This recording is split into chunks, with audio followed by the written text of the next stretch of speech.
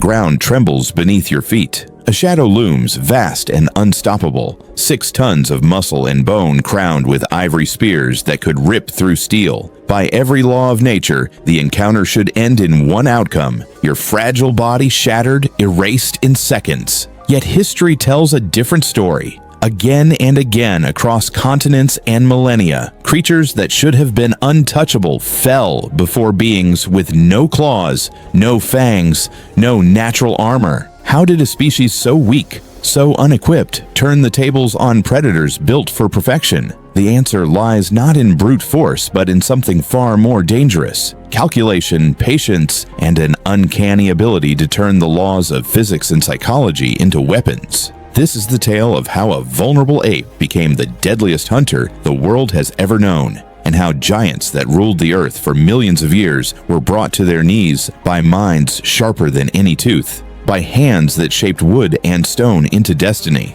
And the most shocking part? The method of victory was as terrifying as it was inevitable. They called it the Age of Giants, a time when Earth's landscapes crawled with beasts so massive that even the strongest predators of today would have looked like scavenging pests beside them. Woolly mammoths marched in herds that shook the ground. Short-faced bears loomed taller than a doorway. Saber-toothed cats stalked the shadows with blades for teeth, and ground sloths the size of buses clawed their way through forests. To stand against them, armed with nothing more than sharpened wood, should have been suicide. A mammoth's leg could crush bone as if it were paper. A cave lion's jaws could snap a spine before a scream left your lips. Yet buried beneath layers of earth and time, evidence whispers another story. Humans did not just survive, they triumphed. And the question that keeps echoing through every discovery is how. The math never added up. A 150-pound human against a 12,000-pound mammoth was not a battle. It was annihilation waiting to happen.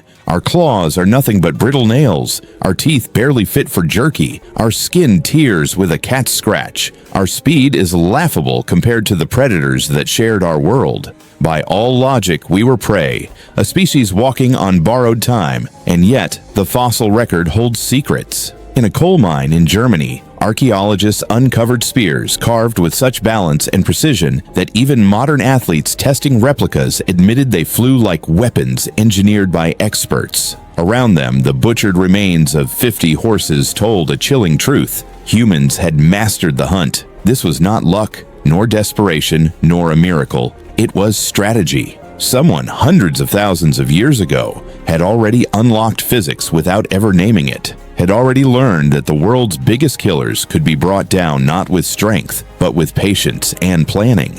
What kind of mind spends hours carving wood into aerodynamic perfection, shaping a tool not for chopping or scraping, but for flight, for impact, for war? What kind of brain looks at a predator that once hunted us and dares to plot its downfall? This is where the story twists, because the moment humans picked up weapons designed not for defense but for attack, the tables began to turn. We weren't merely running anymore, we were orchestrating death itself. Stay with me, because the truth about how fragile hunters toppled titans is darker and more ingenious than you've been led to believe. And it reveals something about our species that is both awe-inspiring and terrifying.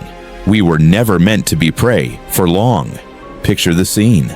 A mammoth thunders forward, a mountain of fur and muscle, tusks glinting like ivory scythes. To meet that charge head-on with a thrown spear would be madness. Yet scattered across ancient kill sites is evidence of something more ingenious, something almost sinister in its brilliance. The Clovis hunters of North America did not hurl their weapons into the storm. They planted them. Angled in the ground like a deadly forest of stakes, these spears turned the mammoth's own fury into its undoing. A creature weighing 6 tons, charging even at a modest speed, generated forces no human arm could match. And when tusk and hide met the hardened stone point of a braced spear, physics itself became the weapon. The impact drove the blade deep, shattering bone and piercing organs, wounds too catastrophic for even a titan to survive. Archaeologists studying fractured spear tips found telltale signatures, breaks consistent with forces far greater than any human throw. Some points entered from angles impossible to achieve by hand, suggesting they had waited, silent and patient, for the beast to impale itself. Think about what this means. Our ancestors weren't gambling their lives in reckless throws. They were engineers who understood leverage, trajectory, and momentum centuries before the words existed. They were psychologists too, predicting the path of a panicked beast, working together to funnel it into the killing zone. It wasn't bravery that won these battles. It was cold calculation, the kind that transforms weakness into a trap. And the brilliance did not end there. Once a spear was planted, hunters could step back, retreat into safety, while the giant destroyed itself on invisible mathematics. This was not just hunting, it was strategy elevated to something almost mythological. With every successful kill, humans were rewriting their place in the food chain. No longer did they scatter in terror at the approach of a predator. Now they laid the ambush. Every tusk unearthed with a fluted point lodged in its marrow. Every fractured spear recovered from sites like Blackwater Draw or Colby tells the same chilling story. Mankind had learned to weaponize inevitability itself. The mammoth's greatest strength, its size, its power, its unstoppable charge, was turned against it. That's the pattern you'll see again and again in this story. When nature stacked the deck, humans reshuffled it. When the odds screamed impossibility, they discovered a loophole. The planted spear was just one chapter in a saga of strategies that took us from trembling prey to masters of monsters. And if you think turning a mammoth's rage into a death sentence is shocking, wait until you hear how humans flipped the script on predators that once feasted on us, transforming terror into trophies and fangs into tools. For millions of years, the rules of the wild were simple. Big cats hunted us, not the other way around. Fossilized bones of our ancestors carry their signature: deep punctures from saber-shaped teeth, claw marks carved across ribs, skeletons gnawed in caves that once belonged to predators, not people. To walk in tall grass was to risk becoming a meal. To huddle in the dark was to pray that glowing eyes passed you by. And yet, something unthinkable happened. At sites like Atapuerca in Spain, 400,000 years old, archaeologists found lion bones with cut marks, clean, deliberate incisions left by stone blades. These weren't the leftovers of scavengers. They were first cuts, fresh kills. Humans had not stumbled upon a carcass. They had killed the lion. The psychological leap is staggering. To look at a predator that for countless generations defined terror itself and decide, that will feed us, that will clothe us, that will adorn us, is more than boldness. It is the birth of a new apex predator. And it didn't stop with lions. In other sites, the bones of scimitar-toothed cats show signs not of nature's accidents, but of butchery. One humerus was even shaped into a tool, its deadly owner reduced to a hammer in human hands. The shift is almost symbolic. Creatures that once wielded dominance became instruments of human progress. Archaeologists suggest predator remains may have carried a special meaning, a kind of prehistoric badge of honor. Anyone could bring home a deer hide, but walking into camp wearing the fang of a saber-tooth? That was status. That was power. That was proof you had stared death in the face and claimed victory. The ripple effect is written in the fossil record. By the late Pleistocene, many carnivore species showed signs of starvation, their diets collapsing as humans claimed the same prey herds they relied on. In La Brea tar pits, saber-toothed cats kept their killing ways until the bitter end, but their world was shrinking. Their prey vanishing, their dominance eroding under relentless human competition.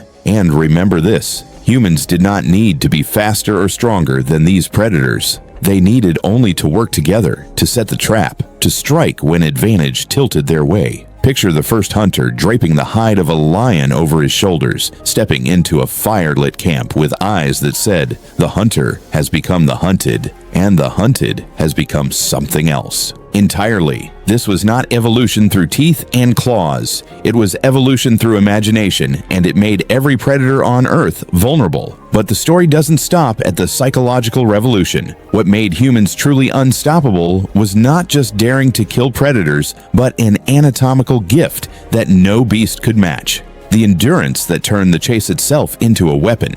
And what happened next is the part that would terrify any creature unlucky enough to be pursued by us. Speed was the language of predators, a currency dominated by cheetahs, wolves, and lions. For them, a hunt was won or lost in seconds, in the explosive burst of muscle that either crushed prey or ended in exhausted retreat.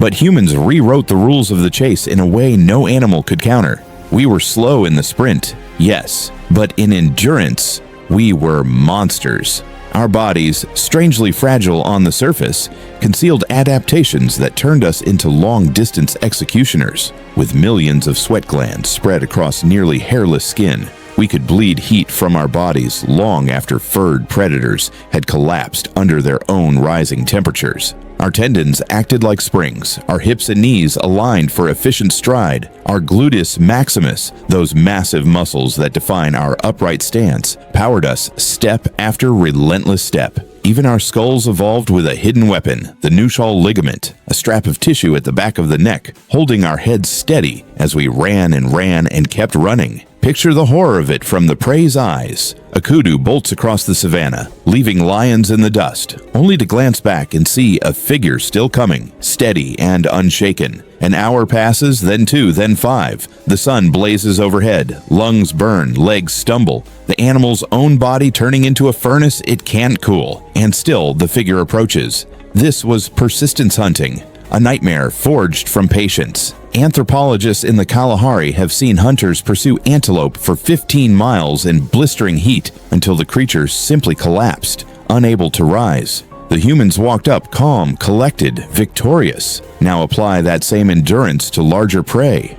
A spear wound in a mammoth might not kill instantly, but a bleeding, limping giant could be tracked for miles, followed for days if necessary, until exhaustion tipped the balance. No predator could match this strategy. Not lions, not wolves, not saber-tooths. They struck fast or not at all. Humans struck slow, methodical, inevitable. This endurance didn't just fuel our hunts, it shaped our psychology. We became creatures who could fixate on a goal and pursue it endlessly, refusing to stop until it was ours. The same obsession that drove us after wounded prey now drives explorers across oceans, scientists across decades of research, athletes across marathon finish lines. It is persistence, branded into our DNA, and it was our most terrifying weapon of all.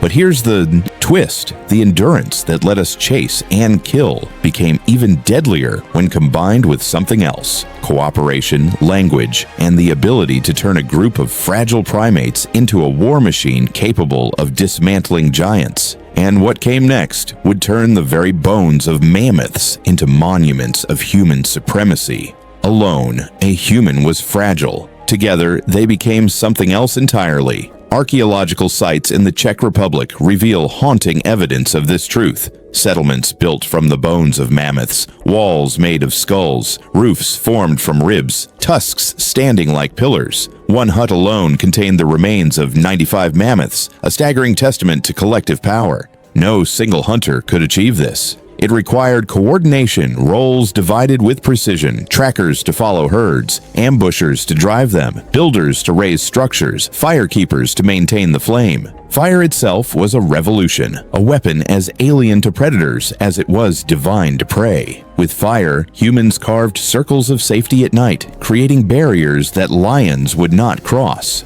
With fire, they drove herds toward cliffs, into traps, or across ambush points, transforming the chaos of the wild into a battlefield of human design. And then came the most audacious move of all, recruiting predators to their side. Wolves that once hunted us were transformed into partners, sharpened into dogs that could track scents invisible to us, chase down prey too fast for our legs, corner animals too strong for our spears.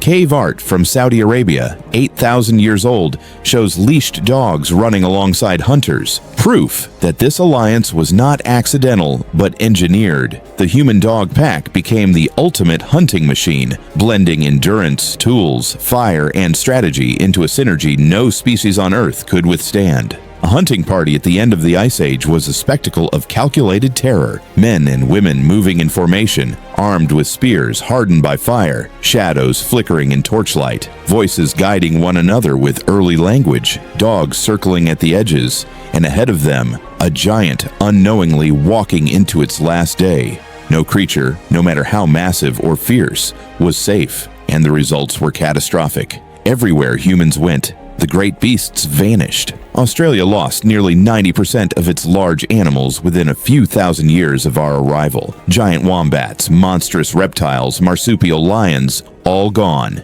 In the Americas, mammoths, saber-tooths, dire wolves, and ground sloths followed the same fate. Madagascar's giant lemurs, New Zealand's towering moa, island dwarf elephants, all erased in the same relentless pattern. Climate shifts played a role, yes, but those giants had survived countless ice ages before. The one factor they had never faced was us. We were too adaptable, too persistent, too united. A species that turned fire into a weapon, predators into allies, and bones into houses was not simply another hunter, it was an extinction engine. Yet within that devastation lies a paradox. The very skills that toppled monsters also built civilizations. The cooperation that killed mammoths also raised temples. The ingenuity that lit fires in the savannah now lights cities across the world. But to understand how fully we reshaped the earth, and how deeply those ancient hunts still echo in us, we need to look at what legacy remains in our bodies, our minds, and our bones.